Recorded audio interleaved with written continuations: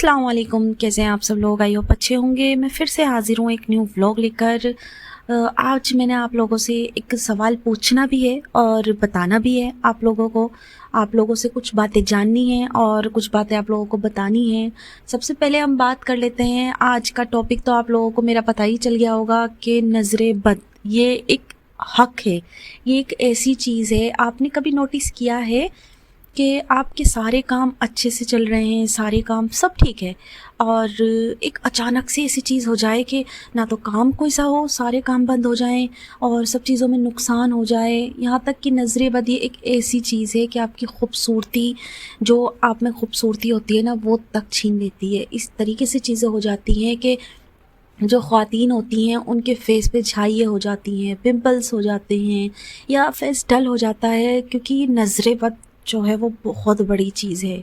आपने कभी सोचा है कि आपकी बॉडी, आपने सारी रिपोर्ट कराई हैं और बट सब चीज़ें नॉर्मल आ रही हैं, लेकिन आपकी बॉडी में फिर भी दर्द है, थकान है, मायूसी सी है और सब। चलो मैं ये कह देती हूँ एक एग्ज़ाम्पल के, किसी का घर भी बहुत अच्छा है, कारोबार भी बहुत अच्छा चल रहा है, सेहत भी है और अल्लाह के शुक्र से औलाद हैं, हस्बैंड वाइफ खुश हैं, सब बहुत अच्छा है, लेकिन बेसुकूनी है, दिलों में बेचैनी है, दिल बेचैन है।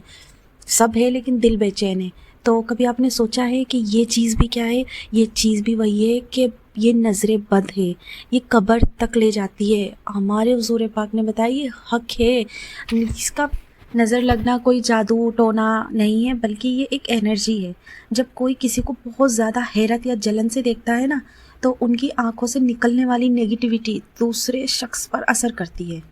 ज़रूरी नहीं कि नज़र कोई दुश्मन की हो या किसी हसद वाले इंसान की हो, या मैं एक ऐसा लफ्ज़ बोलने जा रही हूँ जो ज़्यादातर लोग इस चीज़ में मुझे कमेंट करेंगे, रिश्तेदारों की हो। ठीक है ना, रिश्तेदारों की। इस रिश्तेदार वाले लफ्ज़ पे, इस टॉपिक पे हम एक खुल के बात करेंगे, व्लॉग बनाएंगे। लेकिन ज़रूरी नहीं है कि दुश्मन की ही नज़र लगे, कभी कभी हमारे अपनों की भी लग जाती है। जब लगती है अपनों की, मोहब्बत वाले इंसान की भी लग जाती है। वो तब लगती है जब वो माशाल्लाह अल्हम्दुलिल्लाह वाली दुआ से ना देखा हो, तो भी हमें नज़र लग सकती है अपनों की। अच्छा जी, चलो अभी ये बात कर लेते हैं कि हमें पता कैसे चले कि हमें नज़र लगी है। सबसे पहली बात, बिना किसी वजह के सुस्ती, थकावट सी महसूस होती है, थकी थकी सी बॉडी रहती है, काम में मन ना लगना या चिड़चिड़ापन आना या एक अजीब सा मूड बना रहना, खूबसूरत चीज़ों का अचानक टूट जाना या ख़राब हो जाना, चेहरे की रौनक ख़त्म हो जाना, उस पर पिंपल्स, छाइए, बाल झड़ना, बॉडी में दर्द होना, ये एक नज़र लगने की भी निशानियाँ हैं। नज़र से बचने का सबसे बेहतरीन तरीका अल्लाह का ज़िक्र है, और मैंने आप लोगों से वो शेयर करना है कि हमने क्या करना है नज़र से बचने की। पहले बोलते थे कि ये तो बूढ़ा हो चुका है या बूढ़ी हो चुकी है, इसलिए दर्द है, इसलिए बॉडी में पेन है, या इसलिए बाल वाइट हैं। लेकिन आजकल आप देखो छोटे छोटे बच्चों में और जवान बेटी बेटियों में, और मतलब जो 25 साल के हैं, 25 एज तो बहुत ज़्यादा हो चुकी है, आप 10 साल के, 8 साल के बच्चे बच्चियाँ, उनमें वो दर्द बताते हैं, मम्मा सिर में दर्द है, मम्मा पेट में दर्द है, बॉडी में दर्द है। आप लोगों के घर में भी आप देख सकते हैं आजकल के बच्चे ऐसे बीमार से रहते हैं कि उनमें कोई एक्टिविटी नहीं, कोई एनर्जी नहीं। वो इसीलिए नहीं है क्योंकि उन पे जो नज़र पड़ी है, वो नेगेटिविटी जो उन पर पड़ी है, उससे उनकी ये हालत हुई हुई है। आपने कभी देखा होगा, आप ख़ुद को जब बहुत अच्छे लग रहे होते हैं और किसी के सामने चले जाएं, अचानक वहाँ से आने के बाद आपकी तबीयत ख़राब हो जाए, या आपको एक ऐसा महसूस होने लगे कि हमारी बॉडी के ऊपर कोई बैठा है, तो ये नज़रें बद है और ये बहुत ज़्यादा बेकार कर देती है इंसान को। तो इससे बचने के लिए हमने क्या करना है? सबसे पहले तो देखो अल्लाह का ज़िक्र, हर बात पर अल्लाह का ज़िक्र। आप किसी को देखो या कोई आपको देख रहा है, आपका दोस्त है या आपकी मतलब अम्मी हैं, अब्बा हैं, जो भी हैं, उनसे भी आपने यही समझाना है कि आपने किसी को भी देखना है तो आपने सुबहान अल्लाह, अल्हम्दुलिल्लाह, माशाल्लाह ये कहकर उसको देखना है। और या तुम किसी को देख रहे हो, आपने भी अल्लाह के ज़िक्र के साथ उसको देखना है, ठीक है ना।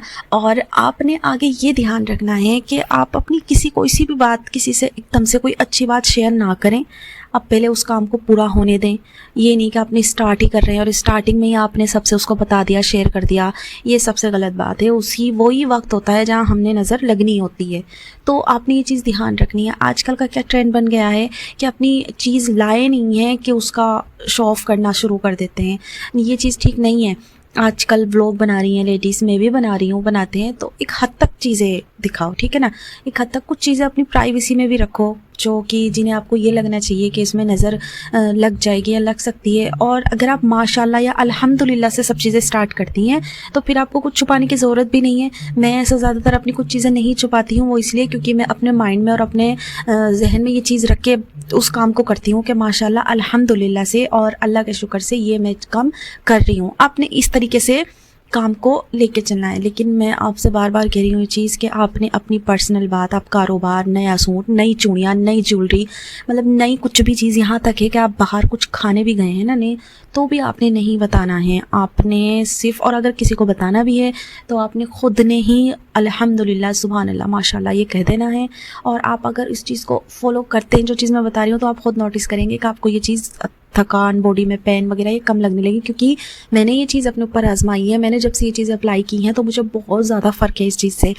तो हमने करना क्या है, हमने सुबह शाम 3-3 बार, सबसे पहले हमने दुरूद शरीफ पढ़ लेने हैं जो भी आप पढ़ते हो, और फिर उसके बाद हमने 3 बार कुल औज़ु बिर्रब्बिन नास और कुल औज़ु बिर्रब्बिल फलक, ये 3-3 बार हमने पूरी दुआ पढ़ के पोंकनी है। अपने बच्चों पे भी दम करें, अपने शौहर पे दम करें, जो आपके आसपास हैं उन पर भी दम करें, मतलब अम्मी हैं, अब्बू हैं, भाई है, बहन है, या जिसे भी आप प्यार करते हैं। और हो सके तो ये 15-15 बार पानी पर दम करके वो पानी सबको पिला दें, इससे भी बहुत फ़र्क पड़ता है। तो आपको मेरा व्लॉग कैसा लगा हो तो please like, share and subscribe करें। आगे इंशाल्लाह इसी तरीके से टॉपिक या इसी तरीके की वीडियो मैं आप लोगों के साथ शेयर करती रहूँगी। फिर मिलेंगे नेक्स्ट व्लॉग में। अल्लाह हाफिज़।